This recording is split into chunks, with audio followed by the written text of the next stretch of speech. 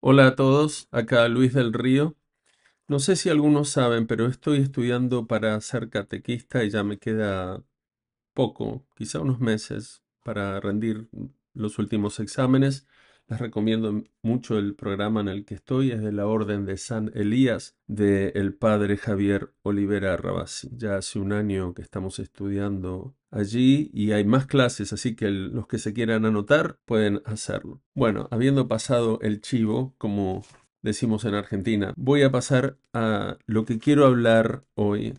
Se trata de la obra de Magistro, es decir, del maestro, sobre el maestro, compuesta por San Agustín y luego por Santo Tomás Aquino. Los dos hablan del mismo tema, por supuesto hay muchos siglos entre uno y el otro. Primero está San Agustín y es parte de lo que tengo que estudiar y me pareció bien, ya que lo voy a estudiar, compartirlo, leerlo para los compañeros y compañeras que están en mi clase. Quizá esto les ayuda, pero también creo que puede ayudar a cualquiera, ya sea que sea maestro, quiera ser maestro o simplemente quiera entender cómo es que aprendemos y aprendemos los conocimientos, cómo es que sucede eso desde el punto de vista de la fe católica. Bueno, hay un libro que escribe Julio Picasso Muñoz y traduce también sobre esta cuestión específica de Santo Tomás de Aquino. Se llama El Maestro, Cuestiones Disputadas sobre la Verdad. Y él, justamente acá en su introducción, nos da valiosa información. Porque es difícil leer estas cosas y entender por qué están hablando de esto, qué significa, por qué dicen esto, qué significan los términos que usan. Entonces es bueno tener un contexto. En este caso, dice el autor de este libro que en Mateo 23:8 nuestro Señor dice: vosotros no os hagáis llamar maestros, uno solo es vuestro maestro. Y continúa este autor: esta orden de nuestro Señor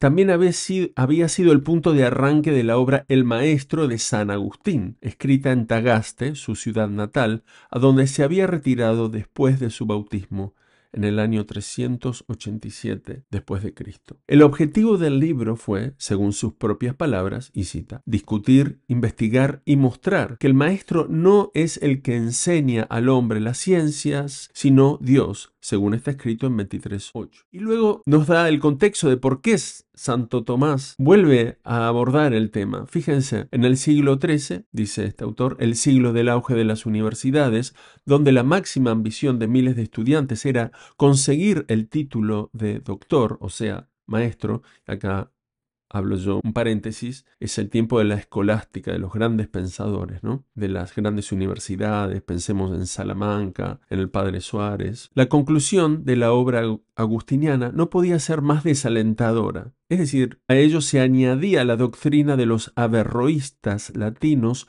sobre la unicidad del intelecto para todos los hombres. No faltaron tampoco herejías que, con su literalismo, la antesala de todos los fundamentalismos, condenaron llamar a alguien maestro. Entre los valdenses, por ejemplo, las autoridades se denominaban barbas, o sea, tíos, ¿no? Por lo que fueron apodados barbets en Francia y barbetti en Italia. La cuestión era, pues, candente, pero, por paradoja de la historia, actualmente parece ridículo y ocioso preguntarse si un hombre puede enseñar a otro y llamarse por ello maestro. Es muy cierto, hoy en día ¿por qué estamos hablando de esto? ¿Por qué hay que validar la existencia del maestro y explicar cómo es que uno enseña? Bueno, en aquel tiempo esto era más candente, pero yo me alegro que hayan ahondado en esto, porque las conclusiones que saca San Agustín son, como suelen serlo de su pluma, agudísimas y muy poéticas también, y verdaderas, por supuesto, y nos permite a nosotros entender qué es lo que sucede cuando enseñamos algo, qué es lo que sucede cuando aprendemos algo. Y no se puede entender bien el texto de Santo Tomás si no entendemos lo que dice San Agustín, sobre el cual se está basando Santo Tomás. Vale la pena muchísimo leerlo. No voy a leerlo todo, por supuesto, pero hay unos párrafos que son los decisivos. Y esos son los que voy a leer del texto de San Agustín, el maestro. Un par de párrafos. Y después vamos a hablar de Santo Tomás, de el maestro. Y solo voy a leer las conclusiones de Santo Tomás, porque la forma en que Santo Tomás piensa y escribe es muchas veces dándole cabida a todas las objeciones posibles que podrían llegar a haber sobre el tema. Entonces es muy exhaustivo y al final él dice su opinión y refutando todas las demás con argumentos válidos. Entonces, yo a corto camino voy a lo que él dice y eso es lo que voy a leer. Leamos entonces primero a San Agustín. Pero antes un breve contexto de este libro. Este libro, me fui. Están buenísimos esto, perdón, ya que estoy leyendo. Problemas técnicos. Punto 38. Ahora bien, comprendemos la multitud de cosas que penetran en nuestra inteligencia, no consultando la voz exterior que nos habla, sino consultando interiormente la verdad que reina en la mente.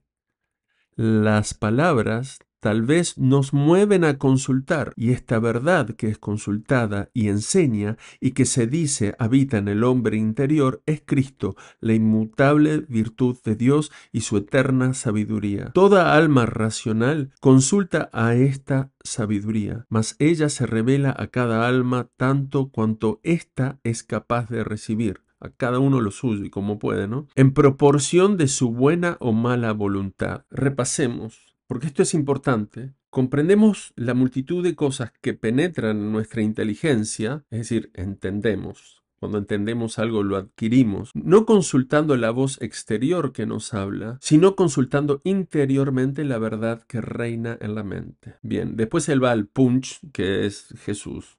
Bueno, para los que no sean cristianos o católicos, esto es como un gran salto, pero podemos llegar allí a través de la razón. Quedémonos entonces solamente por ahora en cómo es que comprendemos algo. Es decir, yo no comprendo porque escucho algo y es como que soy violentado por la información que me llega de afuera. Yo soy un recipiente vacío y procedo a comprender. No sucede así. Hay algo interior, un mecanismo interior que es del que está hablando San Agustín. Pongamos un ejemplo. Si yo digo una verdad, el todo es siempre más grande que cualquiera de sus partes. Yo cuando te digo eso, vos quizá nunca escuchaste eso, pero al decírtelo vos lo vas a creer, no porque lo dijo Luis, esa información me llegó y ya Luis me manda, como si fuéramos zombies, sino como si fuera una semilla.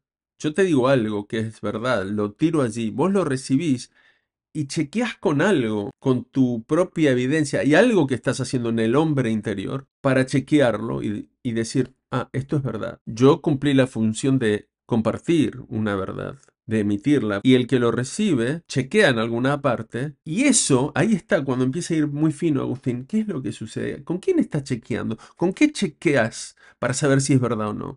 Con estos anteojos creo que si sigo así voy a hacer un reel, un gag reel de risas al final. El punto 40 dice, cuando se trata de lo que captamos con la mente, es decir, con el entendimiento y la razón, hablamos de lo que vemos presente en la luz interior de la verdad, con que está iluminado y de que goza el llamado hombre interior. Tenemos ese don de Dios que nos hizo a imagen y semejanza y nos permite entender cosas, nos permite amar. Pero dice, entonces también el que nos oye, si él mismo ve con una mirada simple y secreta esas cosas, conoce lo que yo digo en virtud de su contemplación, no por mis palabras. Esto es genial.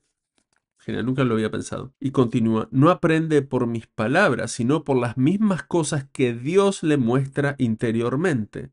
Ese proceso interior que no se puede violentar. Por eso, en la conversión, en la evangelización, trabajamos con la conciencia de cada persona, con esa fuente que la persona puede empezar a mirar, ese espejo de la verdad, que puede empezar a mirar y a partir de eso convertirse, pero no es una cosa que podemos nosotros forzar. Podemos ayudar, pero no forzar.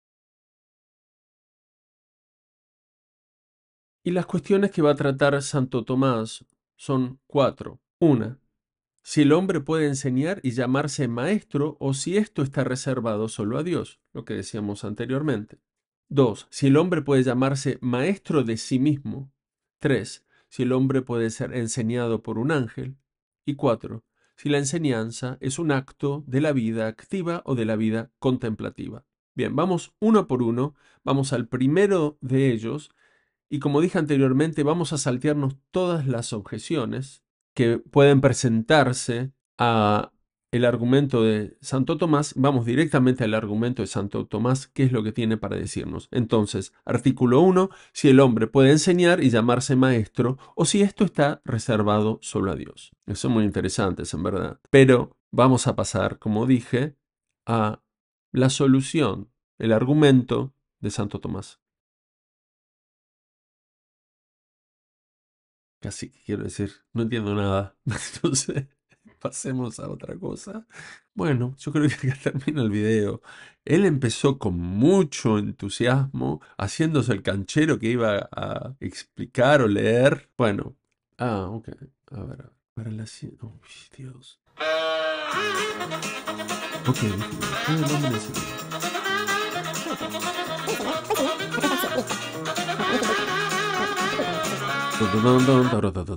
solución. Así pues, en todo lo antedicho debemos tomar un camino intermedio entre estas dos posiciones en conformidad con la doctrina de Aristóteles. Las formas naturales preexisten, por supuesto, en la materia, pero no en acto, como nos dicen, sino solo en potencia, de la que son educidas al acto por un agente extrínseco próximo y no por el agente primero, como sostenía la otra opinión. Vamos despacio. Por mi bien, el camino intermedio entre estas posiciones es en conformidad con la doctrina de Aristóteles. Las formas naturales preexisten, por supuesto, en la materia, pero no en acto, como nos dicen, sino en potencia. Y creo que acá usaba como ejemplo el fuego. El fuego está en potencia en el aire y en los elementos. No existe hasta que es fuego, hasta que pasa al acto. De las que son educidas al acto por un agente extrínseco, próximo, y no por el agente primero, como sostenía la otra opinión. Pensemos en el agente extrínseco. Se me ocurre a mí. A ustedes quizás se les ocurra un ejemplo mejor, pero si hablamos del fuego, el fuego es resultado de una combustión. Yo no soy científico, no podría explicarlo, pero entiendo esto básico, que están dados los elementos en potencia para que ocurra el fuego. Si yo tengo un fósforo, tengo donde rasparlo, hay aire, oxígeno suficiente y hay una frotación necesaria, eso produce una combustión que trae el fuego al acto. Mientras tanto, el fuego existe en potencia. Eso es lo que yo entiendo aquí. Entonces, hay un agente extrínseco y en el caso de la enseñanza es el agente extrínseco, el maestro, el que puede hacer que algo pase al acto. Esa potencia que tiene el discípulo o cualquiera de entender algo, yo mismo o cualquier persona, ¿no? Existe en potencia. Y es necesario que haya algo extrínseco que lo suscite. Por eso dice acá, y no por el agente primero, como sostenía la otra opinión. Es decir, no es que el fuego de sí mismo se hace surgir, sino que hay causas y hay algo extrínseco que sucede, aunque no sea el ser humano, aunque sea el sol alumbrando a través de gotas, empieza a quemar una hoja seca, eso ya es un agente extrínseco, eso ya sería el agente extrínseco de pasar de la potencia al acto. Eso es tal como yo lo entiendo. Y leí un poco la introducción y he visto videos sobre esto. No me es fácil, voy a confesarlo, pero hasta ahí entendí. Aristóteles, en el sexto libro de su Ética, afirma de forma similar que los hábitos de las virtudes preexisten en nosotros en forma de algunas inclinaciones naturales, que son como una incoacción de las virtudes, y después, con el ejercicio de las obras, adquieren su desarrollo completo. Las virtudes y los hábitos que podemos llegar a pasar al acto, a desarrollar, preexisten en nosotros antes de su pleno desarrollo, en forma de inclinaciones naturales. Alguien tiene la inclinación a dibujar muy bien. No sabemos por qué, pero este parece que entiende muy bien las líneas, las siluetas, las proporciones. Va a necesitar a alguien, un maestro, que después le enseñe a sacar eso plenamente, a hacerlo un gran dibujante, que entienda ya la perspectiva, que empiece a ver las obras de Leonardo da Vinci. Lo mismo, dice, debe afirmarse también de la adquisición de la ciencia. En nosotros preexisten ciertas semillas de la ciencia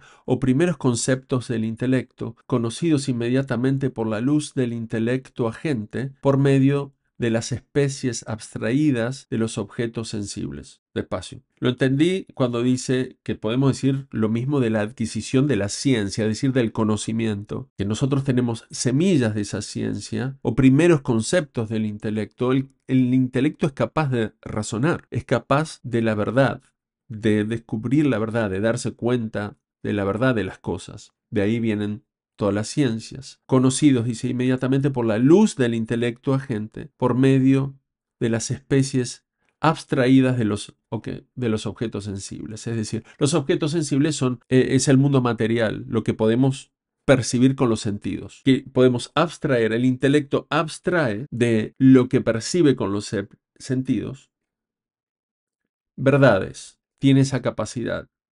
A partir de eso se desarrolla la ciencia y con un maestro, con alguien, con un agente que lo esté incitando. Estos primeros conceptos pueden ser principios complejos como los axiomas o nociones simples como la del ser, de lo uno y otras del mismo estilo que el intelecto aprende instantáneamente. En estos principios universales, como en razones similares,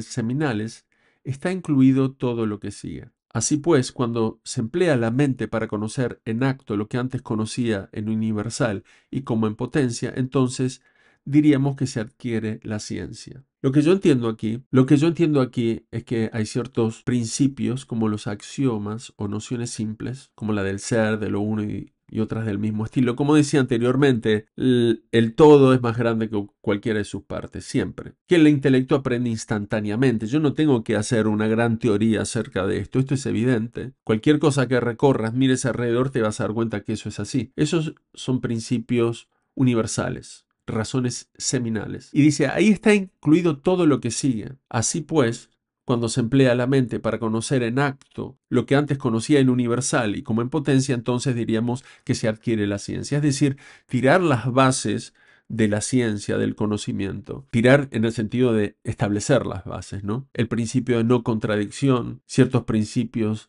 de la lógica, reconocer falacias, un montón de esos rudimentos que luego permiten ir adquiriendo mayor conocimiento, como decía Santo Tomás, para conocer en acto lo que antes conocía en forma universal y como en potencia. Dice, gracias Dios, primero, gracias Dios por iluminarme para entender esto, gracias, no sé dónde vino, pero estaba re perdido. Acá está la prueba de que no vino de mí. Hay que saber que algo preexiste en las cosas naturales en potencia de dos modos. Hablemos entonces de lo preexistente. En potencia activa completa, y acá es cuando hablamos ahora de lo preexistente en las cosas naturales y puede estar de dos modos en potencia. Primero, en potencia activa completa, es decir, cuando el principio intrínseco se basta para llegar al acto perfecto. Por un ejemplo, esto se manifiesta en la curación. Un enfermo llega a la salud por la virtud natural que se da en él. Potencia activa completa.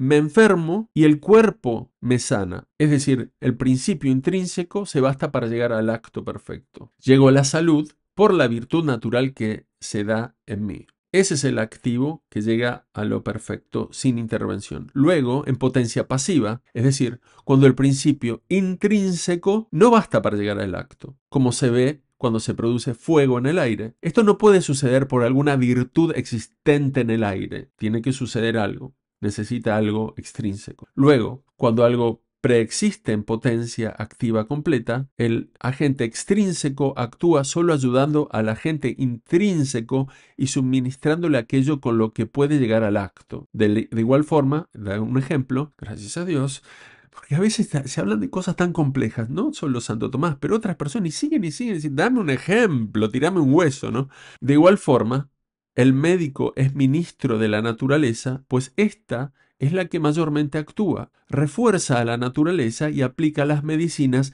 que la misma naturaleza usa como medios para curar. Cuando algo preexiste solo en potencia pasiva, el agente extrínseco es quien educe mayormente el acto de la potencia, como el fuego hace del aire, que es fuego en potencia a fuego en acto. ¿Se entiende esto? Entonces, ahora sí pasamos al educando. Así pues, en quien aprende, la ciencia preexiste en potencia activa y no meramente pasiva. Esto es importante. Bueno, todo es importante, pero para el caso de alguien que quiere enseñar, esto va al nudo de la cuestión. El que aprende, la ciencia preexiste en potencia activa y no meramente pasiva. De otro modo, el hombre no podría adquirir la ciencia por sí mismo. Esto, la ciencia preexiste y no meramente pasiva.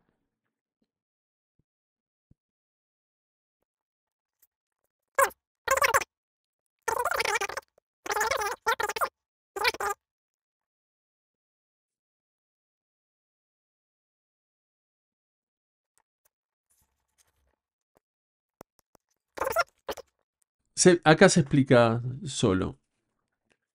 Parecía difícil, pero él lo explica aquí. Así pues, en quien aprende, la ciencia preexiste en potencia activa y no meramente pasiva. De otro modo, el hombre no podría adquirir la ciencia por sí mismo. Porque sí, el hombre también, si tiene los rudimentos básicos, puede ir descubriendo cosas por sí mismo. Continúo. Igualmente, uno se podría curar de dos maneras, una por la acción de la naturaleza y otra por la naturaleza, pero con ayuda de la medicina. Así también hay dos modos de adquirir la ciencia. Uno, cuando la razón natural llega por sí misma al conocimiento de lo ignorado, y de este modo se llama invención. Otro, cuando alguien desde el exterior ayuda a la razón natural, y este modo se llama disciplina. Perfecto, ahora sí lo entendí bien esto.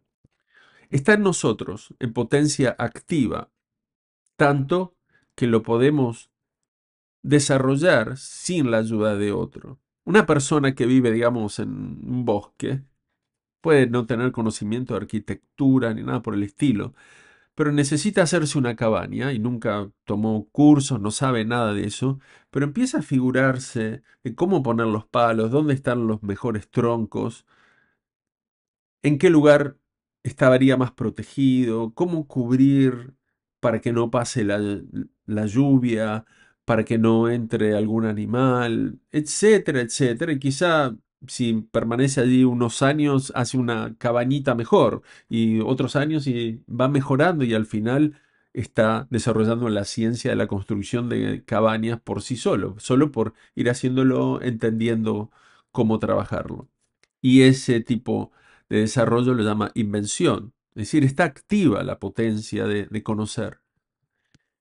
Y la otra es cuando alguien del exterior ayuda a la razón natural y ese modo se llama disciplina. Llega ya, no sé, un experto constructor de cabañas, se le dice, mira, hace esto, lo otro en el principio, después le dice un montón de secretos, el tipo avanza probablemente muchísimo más que haciéndolo solo. En las cosas que son efecto de la naturaleza y del arte, el arte obra del mismo modo que la naturaleza y con los mismos medios de ésta. Por ejemplo, la naturaleza aporta la salud trayendo la fiebre en quien se ha enfermado por algún frío. Lo mismo hace el médico. Bien se dice que el arte imita a la naturaleza. Algo similar sucede en la adquisición de la ciencia. Recordemos que cuando se usa ciencia viene de scire en latín, que es saber, conocer, scire, ciencia, es el acto de conocer. Hoy pensamos ciencia, pensamos la física, la química, solamente eso, pero la ciencia en ese tiempo también era la teología moral, la filosofía, la teología en general, que también son formas de conocimiento. Todo esto era el tiempo de la escolástica, donde había un concepto más trascendental del conocimiento. Ahora está compartimentalizado todo y bastante venido a menos, por decir lo mínimo. Luego, el maestro que conduce a la ciencia de las cosas desconocidas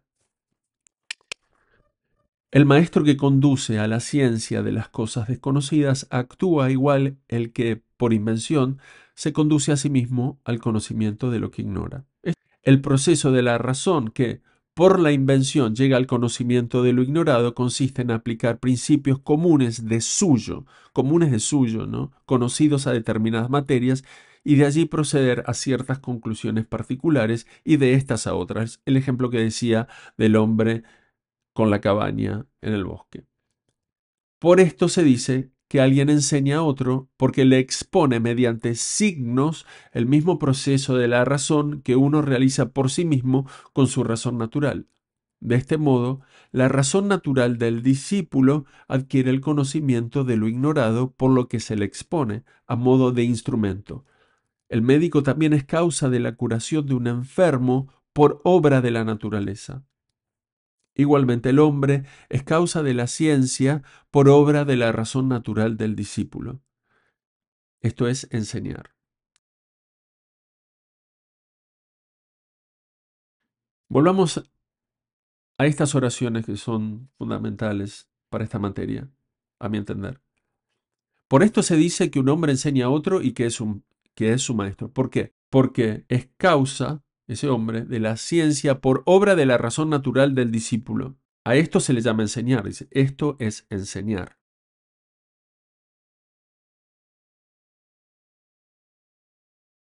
Y llaman a la puerta. La llave del correo. Estuve casi 2 meses sin la llave, pero por fin tengo la llave del correo. 3, por las dos. Bien. Si alguien propusiera a otro cosas no incluidas en los principios de suyo conocidos o que parezcan no estarlo, no produciría en él la ciencia, sino a lo sumo la opinión o la fe. Claro, vos me decís algo que yo no tengo conocimiento, no sé nada de eso, no sé ni dónde ponerlo, sería una opinión, o te creo por fe, porque sí, aún esto sucede de cierto modo a causa de los principios innatos, pues por estos principios de suyo conocidos, uno considera que lo que se concluye necesariamente de ellos ha de mantenerse con certeza y que lo que los contradice ha de ser totalmente rechazado. A lo demás, uno puede prestar o no su asentimiento. Muy bien, y esto también es algo de lo que habla San Agustín. En conclusión, Dios nos dotó de la luz de una razón que conoce estos primeros principios, a modo de cierta semejanza de la verdad increada que se hace presente en nosotros. Solo es eficaz en virtud de esta luz. Resulta que Dios es el único que en primer lugar nos enseña interiormente, al igual que la naturaleza es la que en primer lugar nos causa la salud internamente, pero no impide que el hombre cure y enseñe con toda propiedad en la forma que hemos explicado. Una cosa no quita la otra. Le está diciendo, me parece, Santo Tomás. Porque Jesús haya dicho eso, no quita que haya un trabajo de maestro, de educere, de sacar, educir esa potencia activa que está, que Dios ya nos está enseñando. Dios es el maestro y está allí y es siempre ese referente. Pero nosotros tenemos aquí un trabajo y nosotros podemos ayudar a educir eso. Viene el artículo segundo. ¿Puede alguien llamarse maestro de sí mismo? Y acá viene objeción, objeción, objeción, objeción, objeción, objeción, objeción, objeción, notas, objeción, objeción, objeción. Hay que decir que es indudable que uno puede llegar al conocimiento de muchas cosas conocidas por la luz de la razón. Incita en él, cita en uno, sin maestro ni ayuda alguna. Esto ocurre en quien adquiere ciencia por invención. En este caso, uno es causa, en cierto modo, de su propia ciencia, pero hablando en rigor, no puede decirse que sea maestro de sí mismo o que se enseñe a sí mismo. En la naturaleza hay dos tipos de principios agentes, como consta en la metafísica de Aristóteles. Existe el agente que tiene en sí todo lo que causa en el efecto, como sucede con los agentes unívocos, y el agente que también tiene todo, pero en grado más eminente, como sucede en los agentes equívocos. Hay también otros agentes en los que preexiste solo una parte de los efectos que producen, tal como el movimiento que causa la curación o como una medicina caliente que tiene el calor en acto o virtualmente. Virtualmente no se usa como hora, sino en potencia, no en forma virtual. En este caso, el calor es parte de la salud, no toda la salud. Así pues, el concepto de acción es perfecto en los primeros agentes, pero no en los agentes del segundo. Yo voy a continuar para ver la respuesta que dice. Por lo tanto, hablando en rigor, no puede derivar el nombre de doctor o maestro de este tipo de causalidad. Dice antes, cuando uno adquiere la ciencia con la sola ayuda de un principio interior, y es la propia causa agente de su ciencia, solo tiene una parte de la ciencia así adquirida, es decir, la que corresponde a las razones seminales, o como semillas, o a los principios universales de la ciencia. Y yendo un poquito más atrás, él dice, la enseñanza implica por parte del docente o maestro una ciencia perfecta. Es pues necesario que quien enseña, el maestro, posea explícita y perfectamente la ciencia que causa en otro, pues así es como la adquiere quien aprende. Cuando uno adquiere la ciencia con la sola ayuda de un principio interior y es la propia causa agente de su ciencia, como el tipo de la cabaña en el bosque, solo tiene una parte de la ciencia adquirida en esas razones seminales o principios universales de la ciencia, que ve que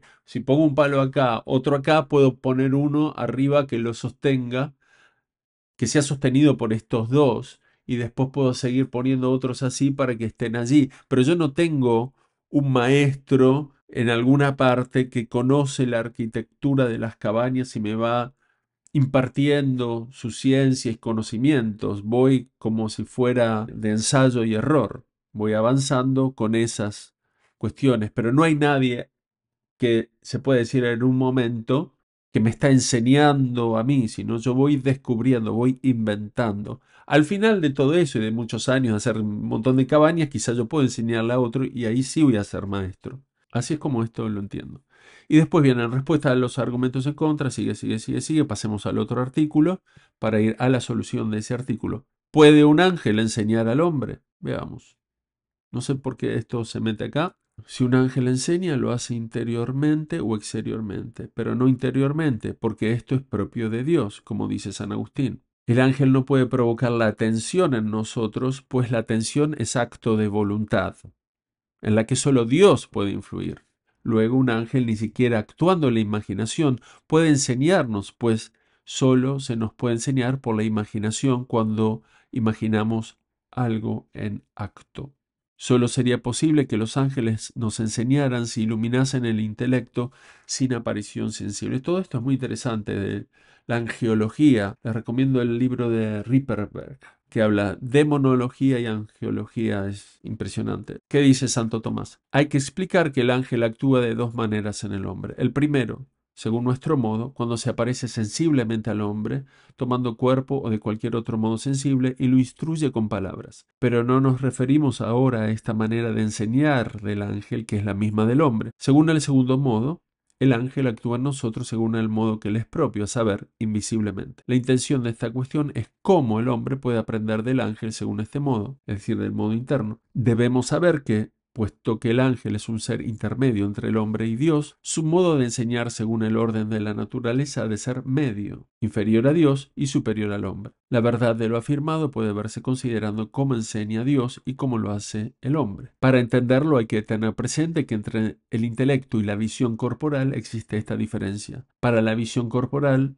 todos los objetos están igualmente cercanos en lo referente a su conocimiento, pues el sentido no es una potencia comparativa que necesite pasar de un objeto a otro. En cambio, para el entendimiento, no todas las cosas inteligibles están a igual distancia, pues unas pueden conocerse al instante y otras solo mediante otros principios anteriormente vistos. El hombre, pues, recibe el conocimiento de lo desconocido por dos vías, por la luz de la inteligencia o por los mismos conceptos conocidos de suyo, y que se comparan con esta luz, que es el intelecto agente, como los instrumentos con el artífice. En ambos casos, Dios es causa de la ciencia en el hombre del modo más excelente. En efecto, Él ha marcado al alma con la luz intelectual y ha impreso en ella el conocimiento de los primeros principios que son como las semillas de la ciencia, así como ha impreso en todas las otras cosas naturales las razones seminales de todos los efectos que han de producirse. El ángel, decimos,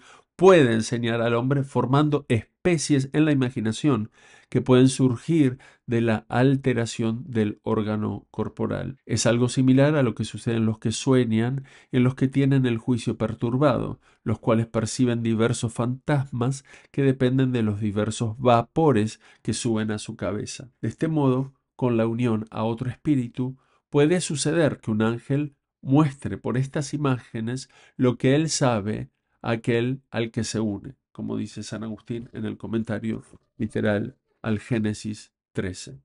Bueno, el artículo 4. La enseñanza es un acto de la vida activa o contemplativa. Solución. Hay que decir que la vida contemplativa y la activa se diferencian entre sí por el fin y la materia. Materia de la vida activa son las cosas temporales sobre las que trata la actividad humana. Materia de la vida contemplativa son las razones cognoscitivas de las cosas a las que se aplica el contemplativo. La diversidad en la materia deriva de la diversidad del fin, pues, como en todo, la materia se determina por la exigencia del fin. Sí, me puedo imaginar que en las diferentes ciencias esto procede.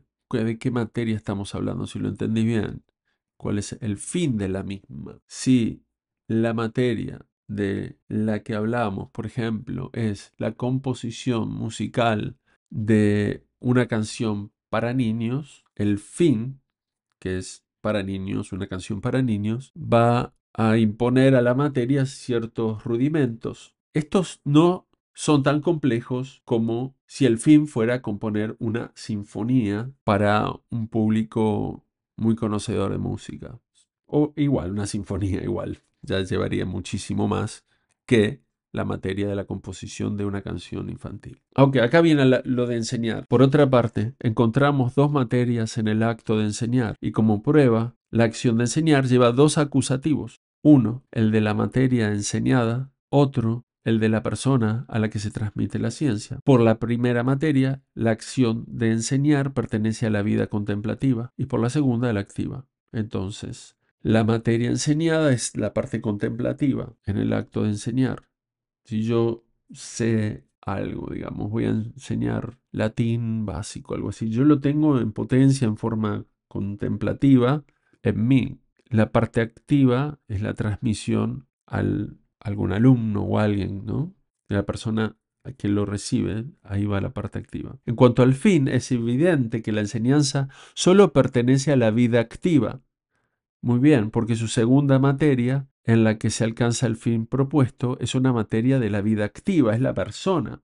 Luego, la enseñanza pertenece más a la vida activa que a la contemplativa, aunque, bajo cierto aspecto, pertenece también a la contemplativa, como queda patente en la explicación. Estuvo clarísimo al final esto, y me lleva a una reflexión, algo que he notado en los que enseñan. Pueden tener la materia en forma contemplativa, en forma excelente, pero no saber transmitirla. Un docente puede no ser un buen maestro porque ahí es cuando se ve, cuando la traspasa en el acto, la vida activa. Yo tengo un ejemplo de esto. Yo tomé clases de dibujo un tiempo en Los Ángeles y el maestro que nos enseñaba era un genio. Es el que hizo los dibujos de Tarzán, de Disney. Venía de Hollywood a enseñarnos ahí, se ponía al pizarrón y era una magia. Ese pizarrón explotaba. Empezaba a decir, y esto va acá, y esto va acá, y esto va acá. Era impresionante las cosas que el tipo dibujaba ahí arriba. Te quedabas pasmado y lo veías hacer en un inglés, con un acento duro. ¿Qué pasa? Pero no sabía transmitirlo. Y vos al final te quedabas admirado de lo que había hecho en el pizarrón. No le habías entendido, primero por el acento y después porque no lo transmitía, solo dibujaba y decía algunas cosas y chao. Y él tenía un asistente, un chico de unos 20 y algo, que estaba aprendiendo. Él era un alumno más, un buen alumno, que tenía unos conocimientos contemplativos, en este caso, inferiores comparados a los de su maestro. Era un poquito más arriba que nosotros, digamos. Y muchas veces el maestro de dibujo se tenía que ir y dejaba al asistente que decía, bueno, él les va a enseñar. Ese asistente, a pesar de los pocos conocimientos que tenía, la forma activa de transmitirlo era genial y clarísima. Aprendías un montón, empezabas a dibujar mucho mejor, porque el tipo sabía hacer ese paso activo de transmitirlo e ir llevándote de a poco. Y yo avanzaba un montón con él. Esto ha sido todo. Ha sido una odisea. Yo pensé que lo terminaba esto en 35 minutos, pero entre todas las cosas. Entonces hay que ir viendo en toda esta mezcla con quién estás ahí, como decía Santo Tomás, que está la parte contemplativa y está el discípulo, digamos, que unos son involuntarios. Una cosa es enseñar las clases de catecismo y va a ser más fácil porque están ahí para aprender, esperemos, a no ser algunos que los estén mandando obligados, pero bueno, en general ya están receptivos, pero también hay un catecismo que hacemos de evangelizar en el mundo y no se puede forzar y hay que buscar formas de, muchas veces sin palabras, de ir acercando a la fe, a la doctrina divina. Y es el desafío de la vida misma. Para mí es así. Para poder decir, ojalá, al final de la vida, como dijo San Pablo, bien he peleado la buena batalla, he acabado la carrera, he guardado la fe. Eso. Bonum certamen certavi, cursum consumavi, fidem servavi. De otro modo, el hombre... Ok, no, estoy leyendo lo mismo. Ahora ya me molesto yo mismo.